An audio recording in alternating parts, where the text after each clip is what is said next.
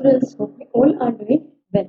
See, previously આપણે તમારો principles of micro economics એનું યુનિટ ચેપ્ટર 1 જે છે ડિસ્કસ કરતા બરાબર. ચેપ્ટર 1 ની અંદર આપણે એવી બધી વસ્તુઓ જોઈ કે ભાઈ કઈ કંપનીઝ જે છે એ લોકો ફોકસ કરે છે પ્રાઇસ ડિસ્ક્રિમિનેશન ઉપર. એમાં બી ખાસ આપણે એક વસ્તુ જોયેલી કે મોનોપોલી વાળા પ્રાઇસ ડિસ્ક્રિમિનેશનને કોઈ વધારે જ પડતું જે છે ઇમ્પોર્ટન્સ આપે છે અને એના લીધે એ લોકોને પોતાને ફાયદો થાય છે બરાબર. કોઈ અલગ અલગ કસ્ટમર પાસેથી અલગ અલગ પ્રાઇસ ચાર્જ કરવી, કોઈ અલગ અલગ લોકો જે છે બરાબર એની પાસેથી અલગ ટાઈમે જે છે એ પ્રાઇસ ચાર્જ કરવી અલગ બરાબર. કોઈ પ્લેસ વાઇઝ અલગ રીતે જે છે પ્રાઇસ ચાર્જ કરવામાં, તો દરેક વસ્તુ તમને આની અંદર આપેલી છે. પણ એ વસ્તુ આપણે સેકન્ડ યુનિટના ફર્સ્ટ ચેપ્ટરમાં ડિસ્કસ કરી. હવે તમને સેકન્ડ ચેપ્ટર આપેલું છે મોનોપોલિસ્ટિક કોમ્પિટિશન બરાબર. તમે અત્યાર સુધીમાં એક વસ્તુ ભણ્યા છો એ છે મોનોપોલી, પરફેક્ટ કોમ્પિટિશન અને મોનોપોલી. પરફેક્ટ ની અંદર આપણને આઈડિયા આવી ગયો કેવી રીતે કોઈ કંપનીઝ જે છે એ ફોકસ કરતી હોય અથવા તો કેવી કેવી કંપનીઝ જે છે પરફેક્ટ કોમ્પિટિશન ની અંદર ઇન્વોલ્વ હોય છે બરાબર. હવે તમને મોનોપોલિસ્ટિક આપેલું ઇજારો નહીં પણ ઇજારાયુક્ત હરીફાઈ બરાબર. એટલે કે આમાં કેવું છે તો કે બધાની પોતપોતાની આઈડેન્ટિટી પણ હોય છે અને એની સાથે સાથે જે છે એ લોકોનું ફોકસ પણ એ વસ્તુ ઉપર હોય કે આપણે કેવી રીતે માર્કેટની અંદર ઇફેક્ટિવનેસ જનરેટ કરી શકીએ બરાબર. તો ઈ કન્ટેક્સ્ટમાં જે છે એ તમને આખું મોનોપોલિસ્ટિક જે છે એ કોમ્પિટિશન આપેલું છે. જે મોનોપોલી ઇજારો હતો એ મોનોપોલિસ્ટિક જે છે એ ઇજારાયુક્ત છે બરાબર કે ઇજારાયુક્ત હરીફાઈ એ પ્રકારની વસ્તુ છે જેમાં એક જ એવું કહી શકાય કે એક જેવી પ્રોડક્ટ બનાવવી અથવા તો આઈડેન્ટિકલ પ્રોડક્ટ બનાવતી એક ગ્રુપ ઓફ કંપનીઝ હોય અને ગ્રુપ ઓફ કંપનીઝ જે છે એ માર્કેટ જે છે એને ચલાવતી હોય બરાબર.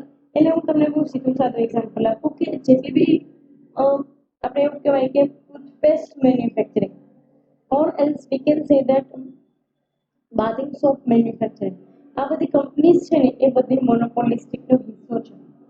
કારણ શું છે તો કે એ લોકો એકબીજા જેવી જ વસ્તુ બનાવે છે. સ્ટીલ બધાની પોતપોતાની અલગ આઈડેન્ટિટી છે.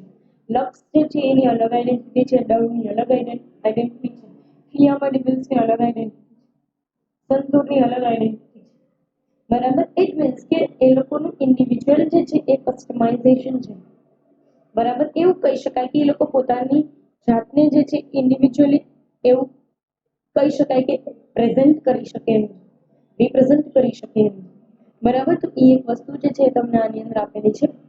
તો મિનિંગની અંદર તમને કીધું છે કે the concept of monopolist competition or monopolistic competition, which is leading type of imperfect competition, was developed by American economist Professor Kimberly.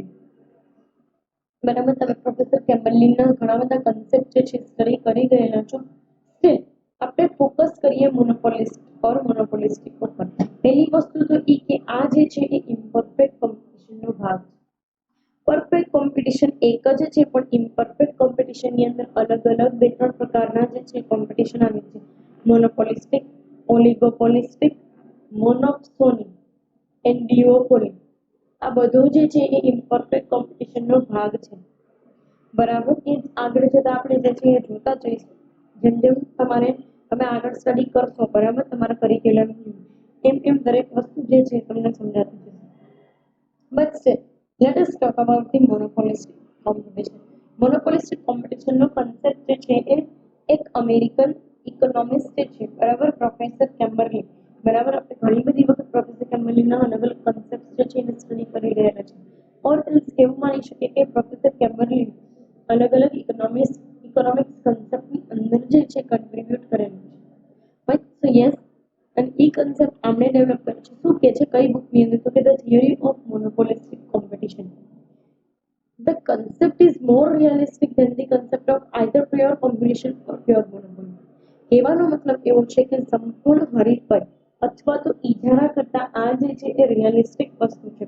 કારણ કે મોનોપોલી છે ને એ માર્કેટની અંદર પહેલી વસ્તુ તો કે તમને બહુ જોવા મળે અને એનો જ તમે રિવર્સ કેસ જુઓ તો પરફેક્ટ કોમ્પિટિશન તો જગ્યાએ જગ્યાએ તમને જોવા મળે. તો હકીકતે જોવા જઈએ બરાબર તો પરફેક્ટ કોમ્પિટિશન બી ફૂલી પરફેક્ટ કોમ્પિટિશન તમને માર્કેટમાં કંઈ જોવા નહીં. બીજી વસ્તુ ફૂલી મોનોપોલી પણ તમને માર્કેટમાં જોવા નહીં. There is always the replacement of everything. બરાબર, એવું આ દુનિયામાં મોનોપોલી જેવું કંઈ હોતું જ નથી, ઇજારા જેવું કંઈ હોતું જ નથી. કારણ કે દરેક વસ્તુ રિપ્લેસેબલ છે and you can replace things with other things. બરાબર, તમે એવું માનીને ચાલતા હો કે એપલ જે છે બ્રાન્ડ છે ને એની કોઈ કમ્પેરિઝનમાં જ ના, નો ડાઉટ iOS સિસ્ટમ બનાવવાવાળી એક જ કંપની છે, પણ એની સામે એન્ડ્રોઈડના જે છે એના કરતા સ્ટાન્ડર્ડાઇઝ મોબાઈલ બનાવવાની કંપની હજી માર્કેટની અંદર પડી જ છે અને લોકો બનાવે પણ છે. So that is the probable thing કે મોનોપોલી પણ પોતે ઇજારો પોતે પણ રિપ્લેસેબલ છે. જ્યારે વાત કરીએ પરફેક્ટ કોમ્પિટિશનની, તો પરફેક્ટ કોમ્પિટિશનનું જે છે પ્રેક્ટિકાલિટી બહુ નેગ્લિજિબલ છે. We can say that there is a zero practicality of pure competition or perfect competition. સંપૂર્ણ હરીફાઈ જે છે એનું અસ્તિત્વ બહુ નાનું છે. How can you specify that thing? બરાબર, તમે આપણે નો ડાઉટ ભણીએ છીએ, દરેક વસ્તુ આપણે ભણી ગયા છીએ પ્રીવિયસ યુનિટની અંદર, બટ સ્ટીલ તમે છે ને એને ક્યાંય પ્રેક્ટિકલ વેની અંદર અથવા તો તમે એને ક્યાંય એવી આમ માર્કેટ ફિઝિકલ માર્કેટ તરીકે બતાડી ન શકો કે આવું હકીકતે છે. બરાબર, તો એ કન્ટેક્સ્ટમાં તમને કીધું છે કે ઇટ ઇઝ મોર રિયલિસ્ટિક અને મોનોપોલિસ્ટિક તો તમને જોવા મળે છે. મેં તમને કીધું બાથિંગ સોપ છે, ટૂથપેસ્ટ મેન્યુફેક્ચરિંગ કંપની છે, ડિટર્જન્ટ મેન્યુફેક્ચરિંગ કંપની છે, ડિટર્જન્ટ બાર મેન્યુફેક્ચરિંગ કંપની છે. આ બધી કંપનીઝ એવી કંપનીઝ છે કે જે એકબીજા સાથે કમ્પીટ પણ કરે છે, સ્ટીલ પોતપોતાની આઈડેન્ટિટી જે છે એને જાળવી રાખે છે. ટાઈડ તો ટાઈડ જેવી સફેદી કોઈ નથી. એરિયલ તો પછી એરિયલની અંદર એરિયલ મેટિક. બરાબર, you can use it in your washing machine. બરાબર, you can even use it in your bucket wash. So you can imagine the things કે લોકો કયા લેવલે વિચારે છે. સ્ટીલ દરેક વખતે પોતપોતાની આઈડેન્ટિટી ક્રિએટ કરે છે. કેટલી બધી ફેરનેસ માર્કેટની અંદર છે, ફેર એન્ડ લવલી ને વ્હાઇટ ટોન ને ગ્લેમર, એવી અલગ અલગ પ્રકારની કેટલી બધી ફેરનેસ માર્કેટની અંદર અવેલેબલ છે. એમાં બી મોટી બ્રાન્ડ નાની બ્રાન્ડ એનું એક બાયફર્કેશન. લેક્મે, મેબલિન, રેવલોન, બધી મોટી મોટી બ્રાન્ડ, બરાબર, લોરિયલ ને એવી બધી. એના કરતા થોડીક જે છે ઇન્ટિરિયર ફેર એન્ડ લવલી ને એવી બધી. સો you can think of extent or level. બરાબર, અને આવું જે છે એ કર્યા પછી તમને ખબર પડી જાય કે લેવલ આ રીતનું છે માર્કેટનું. ફાઇન. નેક્સ્ટ તમને કીધું છે according to professor Chamberlin, in real life there prevails neither pure competition nor pure monopoly but a blending of both competition and monopoly, which he calls monopolistic or monopolist coast. બરાબર, professor કેમ્બલનું કહેવું એવું છે કે real લાઈફની અંદર pure competition નથી હોતું અને monopoly પણ નથી હોતી, but yes there is a blendation of both. બરાબર, many buyers many sellers, this is the concept of perfect competition, but a unique identity or unique selling cost, that is the concept of monopoly. So yes, monopolistic competition, it is a blending of both the things, perfect competition as well as monopoly, or we can say that ઇજારો. બરાબર, તમે જેને ઇજારો કહો છો તો monopoly અને perfect competition જે છે એનું બ્લેન્ડ આપેલું છે તમને. બરાબર, સો યસ, અને તમે પ્રેક્ટિકલ માર્કેટની અંદર બી આવી બધી વસ્તુ જોઈ શકો છો, મોનોપોલિસ્ટિક ટાઈપ ઓફ થિંગ. બરાબર, એમાં તમે ઓટોમોબાઈલ્સનું બી એક્ઝામ્પલ લઈ શકો છો, ટેલિવિઝન મેન્યુફેક્ચરિંગ કંપનીઝનું બી એક્ઝામ્પલ લઈ શકો છો. બટ યસ, એના માટે એક છે ને ડિબેટેબલ ઇશ્યુ એ છે કે એને તમારે મોનોપોલિસ્ટિકમાં લેવી તો ઓલિગોપોલિસ્ટિકમાં લેવી. કારણ કે ઓલિગોપોલી itself is a different concept and much more narrow than the monopolistic. મોનોપોલિસ્ટિક વસ્તુ એવી છે કે એનો સ્પાન બહુ વધારે છે, જ્યારે ઓલિગોપોલિસ્ટિક વસ્તુ એવી છે કે એનો સ્પાન બહુ ઓછો છે. It means you can think of certain features only. બરાબર, ઓલિગોપોલિસ્ટની અંદર તમારે few sellers જ હોય, જ્યારે અહીંયા તો many sellers તમને જોવા મળશે. તમે જ વિચારો કેટલી બધી કંપની છે આખા દુનિયાની અંદર કે જે લોકો સોપ મેન્યુફેક્ચર કરતા હશે, બાથિંગ સોપ મેન્યુફેક્ચર કરતા હશે, એની કમ્પેરિઝનમાં ટેલિવિઝન ઓર ઓટોમોબાઈલ જો જોવા જઈએ તો એ ઓછા, એના મેન્યુફેક્ચરર્સ ઓછા હોય પણ આટલી બધી સંખ્યામાં ના હોય. બરાબર, and still do with the unique identity, unique features. એ વસ્તુ કેમ્બેલિન જે છે એને સ્પેસિફાઈ કરેલી છે આપણને. નેક્સ્ટ જે છે એક ઇકોનોમિક્સની તમને ડેફિનેશન આપેલી છે. According two J.S. Bain, monopolist competition means the competition prevailing among large group of producers producing not the total substitute products but close substitute products. બરાબર. હવે J.S. Bain નું જે છે એક એવું છે કે મોનોપોલિસ્ટ કોમ્પિટિશન એટલે એવી કોમ્પિટિશન કે જેમાં કોમ્પિટિશન જે છે એ માર્કેટની અંદર ઘણા બધા પ્રોડ્યુસર્સ વચ્ચે હોય ઓર લાર્જ ગ્રુપ ઓફ પ્રોડ્યુસર્સ વચ્ચે જે છે એ તમને કોમ્પિટિશન જોવા મળે. બટ સ્ટીલ પ્રોડ્યુસર્સ લોકો સબસ્ટિટ્યુટ તો બનાવે છે પણ ક્લોઝ સબસ્ટિટ્યુટ બનાવતા નથી. બરાબર. ઇટ મીન્સ કે તમે જે છે એ દરેક વખતે યુનિક આઈડેન્ટિટી જે છે એ લઈ આવો છો. બરાબર. અને દરેક વખતે યુનિક આઈડેન્ટિટી તો કહેવાય તો બધા બાદની શોપ જ છે, કહેવાય તો બધી ટૂથપેસ્ટ જ, પણ દરેક ટૂથપેસ્ટ પોતપોતાનું ફીચર છે.